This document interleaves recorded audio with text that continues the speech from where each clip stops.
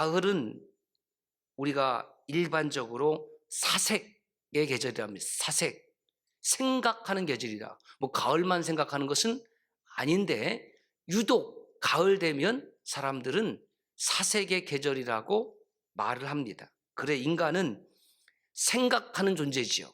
그래서 그 생각을 말로, 언어로, 또는 이렇게 음악으로, 또는 시로, 수필로, 소설로, 연극으로, 영화로 다양하게 그 생각을 드러내며 살아가는 존재잖아요. 무용도 있네요. 인간은 정말 신비로운 존재예요. 정말 신비로운 존재. 나는 2024년 가을 가장 아름답고 위대한 생각을 무엇을 했을까? 무엇을 입을까? 무엇을 마실까? 무엇을 먹을까? 무슨 재미있는 일이 없을까? 어디 단풍 구경을 갈까? 그것이 최고의 생각이 아니라 가장 흔한 것 같지만 가장 귀한 생각이 뭐냐면 하나님을 생각한다라는 겁니다. 나는 하나님을 생각한다. 만추의 계절에 저에게 있어서 최고의 생각은 하나님을 생각하는 것이었습니다. 그 하나님은 그럼 어떤 하나님이기에 내가 생각할까? 그 하나님은 아브라함의 하나님, 이삭의 하나님, 야곱의 하나님. 그래서 하나님을 생각하는 겁니다. 온 우주 만물을 창조하시고 지금도 정교하게 운행하시는 그 하나님이 나의 하나님이기 때문에 그 하나님을 생각하는 것 자체가 저와 여러분들의 아름다움이요 위대합니다. 그래서 이렇게 정리를 해보았습니다. 시작. 인간의 위대함은 하나님을 인식하고 사랑하며 예배하는 데 있다. 그렇다면 하나님을 인식하고 사랑하며 예배하는 저와 여러분들은 오늘 하나님 보시기에 갈대와 같이 쓸모없는 연약한 존재가 아니라 위대한 존재라는 것을 기억하시기를 바랍니다. 야곱의 유턴 메시지를 전하면서 야곱에 관해서 몇 가지 좀 정리를 해야 될 필요성을 느꼈습니다. 야곱은 도대체 언제 태어났나? 제가 성경을 쭉 역으로 계산해 보니까 BC 2006년 야곱의 출생 나이입니다. 야곱이 이제 장자의 축복권을 가로채 갖고 라반 외삼촌이 있는 밧단 아람으로 피시 나가잖아요. 그때의 나이가 몇 세냐면 76세, BC 1952년. 몇 세라고요? 어머머머머머머. 여러분 안 놀랍니까? 그때 청년 아니었어요? 누가 청년이라고 그랬어요? 저는 그렇게 메시지를 전한 적이 없습니다. 야곱이 밧단 아람으로 도망갈 때 나이라고 하긴 그렇고 연세가 몇 세? 76세. 76세 동갑되시는 분들 손 들어보세요. 예. 아니 그럼 76세까지 결혼도 안 하고 지금 뭐하고 살았지? 어떻게 76세지? 다음 주에 그 비밀을 전하겠습니다. 밧단 아람에서 이제 장가를 가잖아요. 부인 4명을 얻었습니다. 11번째가 요셉입니다. 요셉을 얻을 때의 야곱의 연세가 90세. 부러운 분들이 한 분도 없구나. 예. 이게 무슨 말 같지 않은 소리 90세? 예, 90세입니다. 야곱이 브엘세바, 사실은 마므레입니다. 예. 브엘세바에서 떠났는데 이삭이 20년 동안 그 장막을 마므레로 옮겼어요. 마므레로 돌아온 나이는 96세. 그렇잖아요. 76세에 떠나서 20년을 더하니까 96세. 귀향 후에 마므레에서 지낸 기간은 총 33년이고요. 요셉이 애굽에 팔려간 나이는 17세. 이때가 야곱이 107세 되는 때입니다. 요셉이 종살이한 기간은 11년이 있고 요셉이 감옥에 들어갔던 일은 누명을 쓰고 약 2년입니다. 요셉이 애굽의 총리로 발탁받은 때가 30세였고 그때 아버지 야곱의 나이는 120세입니다. 요셉이 애굽의 총리로 풍년 7년, 흉년 2년이 지난 후니까 10년 지난 후에 요셉이 애굽의 총리가 된 지 10년 후에 아버지 야곱이 이집트로 오게 됩니다. 그때 연세가 130세, 요셉의 나이 40세, BC 1876년. 그곳에서 종살이를 430년 동안 하고 BC 1446년에 모세에서 이집트를 탈출하게 됩니다. 표정이 영 좋지가 않습니다. 어려우신 분들은 유튜브로 다시 한번 스톱 정지해 놓으시고 참고하시면 돼요. 자, 1절 봅시다. 야곱이 길을 가는데 하나님의 사자들이 그를 만난지라. 하나님의 사자들이 야곱을 만났습니다. 고향 땅으로 아버지 이삭, 어머니 리브가가 있는 곳으로 지금 돌아옵니다. 외삼촌 라반의 집에서 정말 20년 동안 열심히 일을 했습니다. 11 아들과 외동딸 디나를 데리고 지금 옵니다. 그런데 그 길에서 또 하나님의 사자들이 야곱을 만나 주셨습니다. 야곱은 하나님의 사자들과 어디서 처음 만났다고요? 루스, 베델에서 처음 하나님을 만났습니다. 그래서 창세기 28장 16절에 보면 여호와께서 과연 여기 계시거늘 내가 알지 못했다. 하나님께서 이곳에 계심을 내가 알지 못했다. 하나님께서 나와 함께 하심을 알지 못했고, 하나님께서 내 가정에 함께 하심을 알지 못했고, 하나님께서 우리 교회에 함께 하셨음을 알지 못했다고 하면 이제는 하나님이 나와 함께 하시는 것을 루스에서, 베델에서 야곱은 깨달았습니다. 그 베델에서 하나님은 야곱에게 3가지의 베델 언약을 주셨습니다. 첫째는 나는 너와 하나님이다. 두 번째는 너의 모든 족속이 너와 내 자손으로 말미암아 복을 받을 것이다. 세 번째로는 임마누엘, 네가 어디로 가든지 너와 함께 하겠다. 이 3가지의 언약을 주셨습니다. 그래서 야곱도 이 하나님을 만난 것을 감사해서 자기가 베고 자던 그 돌을 취해서 기둥을 삼고 그곳에 기름을 붓고 이 돌이 하나님의 집이 될 것이고 하나님께 10분째 일을 드릴 것을 본인도 약속했습니다. 야곱이 외삼촌 라반의 집에서 떠날 때에도 하나님의 사자들이 야곱을 만나 주셨습니다. 31장 13절 보면 나는 베델의 하나님이다.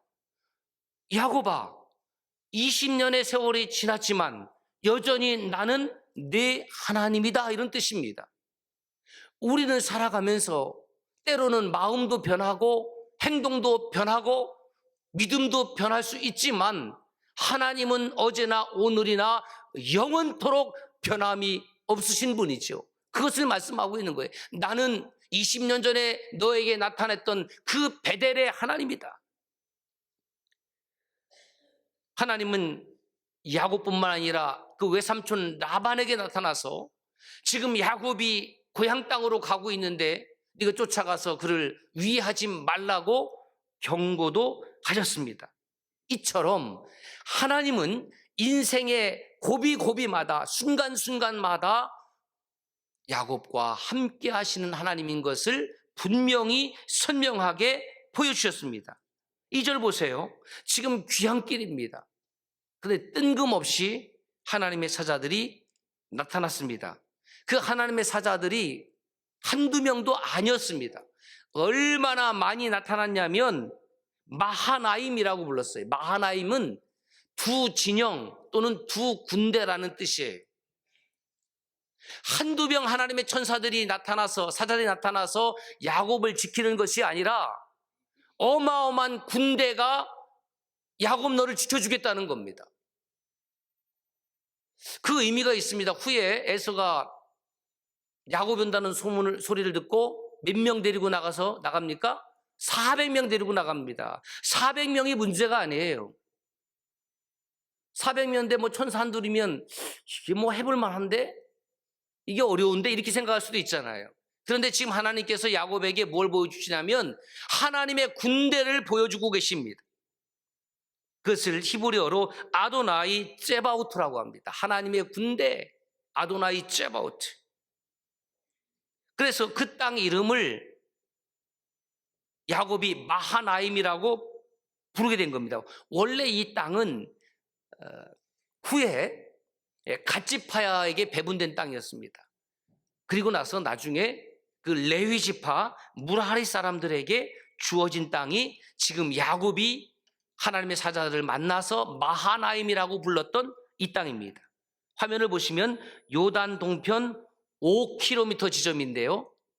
이것이 야복강이 있는 북쪽 지역이 됩니다. 다음에 전 위에서 이렇게 본 거고요. 마하나임 있죠? 그 다음에 이제 오늘날 세 번째 사진 보면은 마하나임. 그 밑에 계곡 같은 것이 부르는 요게 이제 야복강인데 여러분 성지순례를 여러분 가시면 무심천보다도 강이 작아요.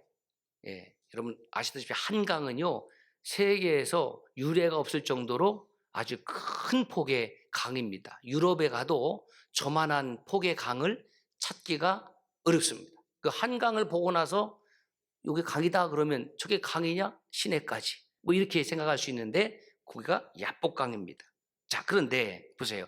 하나님의 사자 마하나임이 야곱에게 나타났습니다. 그런데 그 야곱을 향해서 그 하나님의 사자들은 한마디도 하지 않습니다. 뭘로 나타났지? 나타났잖아요. 그리고 한마디도 하지 않습니다. 왜 그럴까요? 하나님은 지금 야곱에게 무엇을 말씀해 주고 있냐면 I will be with you. 너와 함께 할 것이다. 그리고 지금 I am with you. 너하고 지금 함께하고 있다. 그것을 말씀해 주고 있는 겁니다. 그러니까 하나님의 사자들이 나타났다는 것은 그것 자체가 바로 하나님의 오트 세메이온 사인이라는 거예요. 야, 야곱아 잊었냐?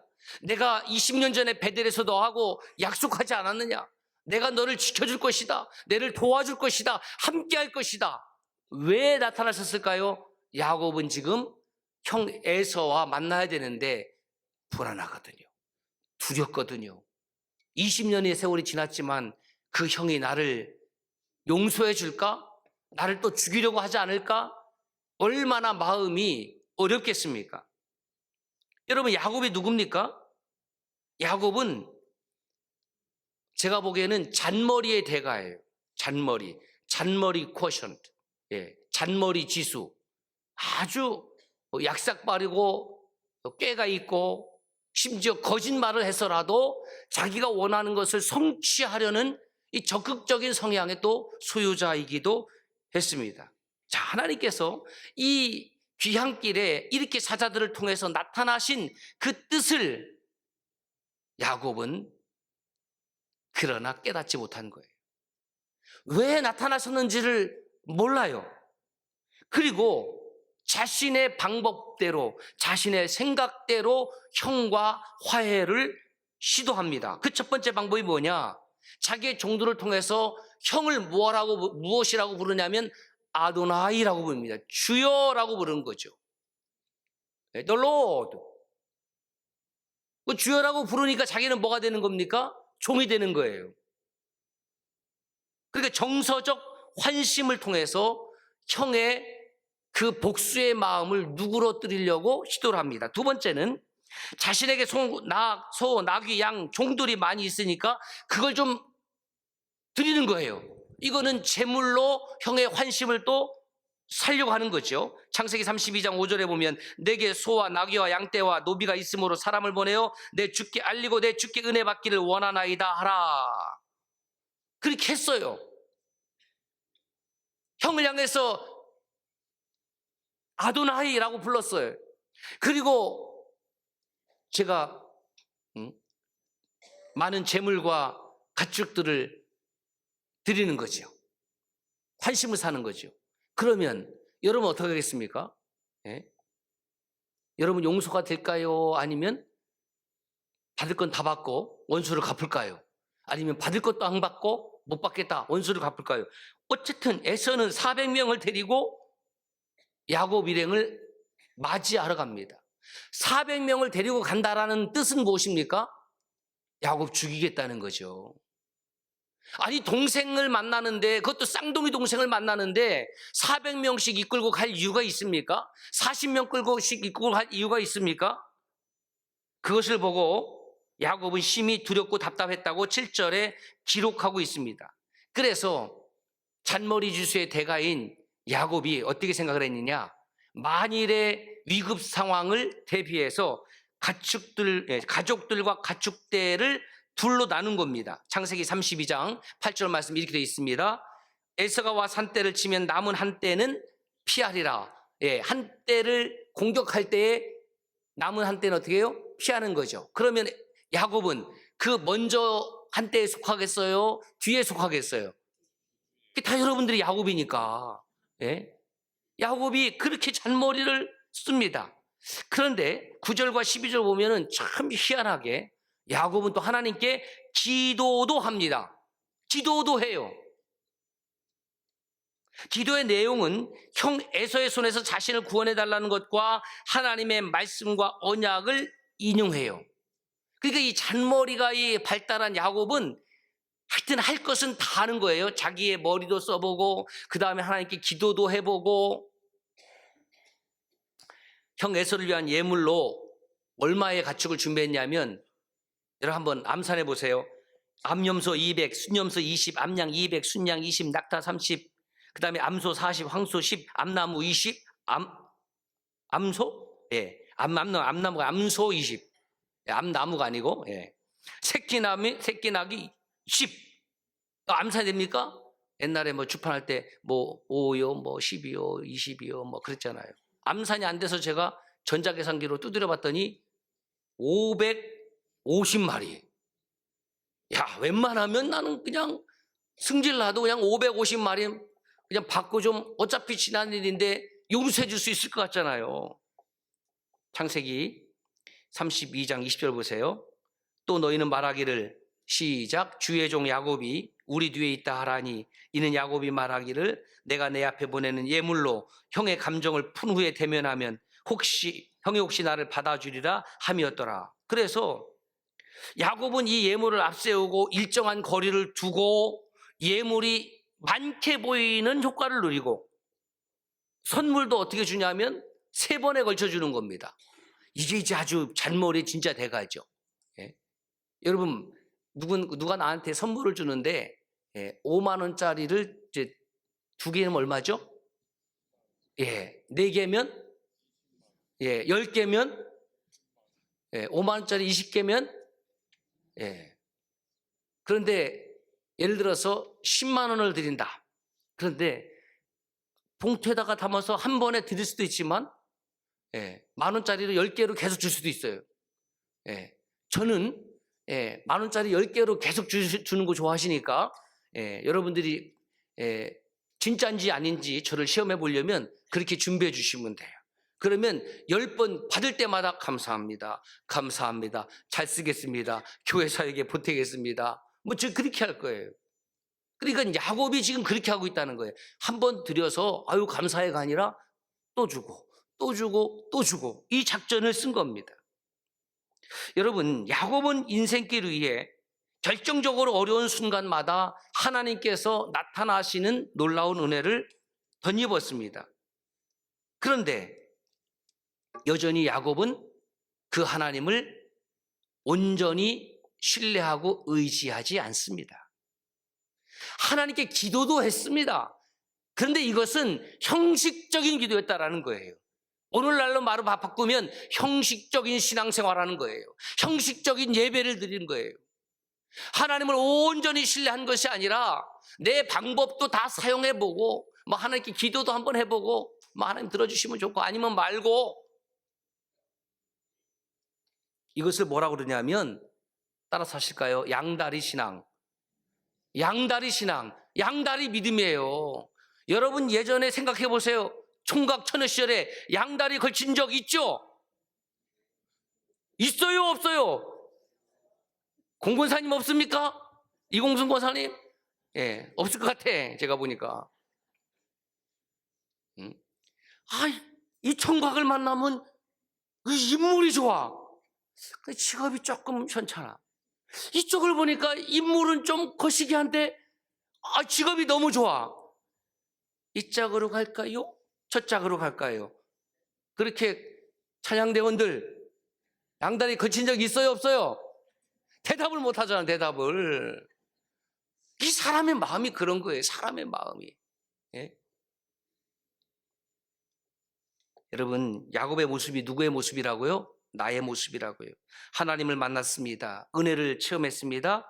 그러나 아직은 감으로 말하면 홍시가 아니라 땡감.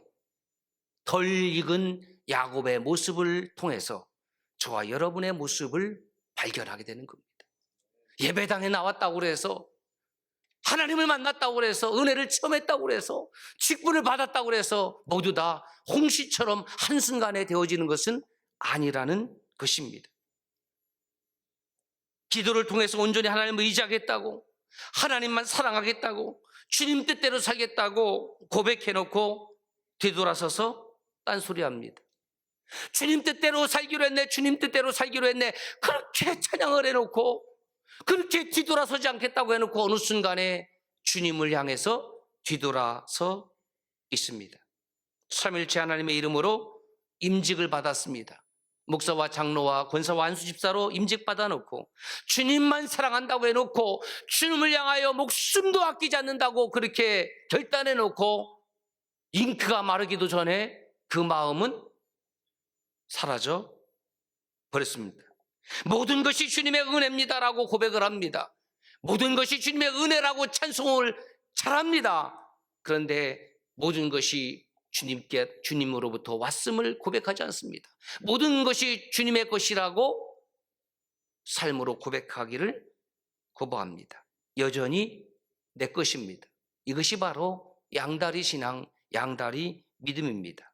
주님은 이러한 양다리 믿음을 가진 사람을 향해서 이렇게 말씀하십니다. 마태복음 6장 24절의 말씀입니다. 시작. 한 사람이 두 주인을 섬기지 못할 것이니 혹 이를 미워하고 저를 사랑하거나 혹 이를 중히 여기고 저를 경히 여김이라. 너희가 하나님과 재물을 겸하여 섬기지 못하느니라. 야고보 사도를 통해서 이렇게 말씀하십니다. 두 마음을 품은 자들아, 마음을 성결하게 하라. 하나님과 이 세상, 하나님과 재물을 겸하여 끝까지 섬기려고 하는 야곱 같은 모습이 바로 오늘 저의 모습입니다. 하나님과 세상을 겸하여 사랑하려고 하는 양다리 신앙의 모습이 제 안에 있음을 고백하지 않을 수가 없습니다. 덜 익은 야곱, 덜 익은 나, 오늘 다시 야훼 하나님께로 유턴합니다.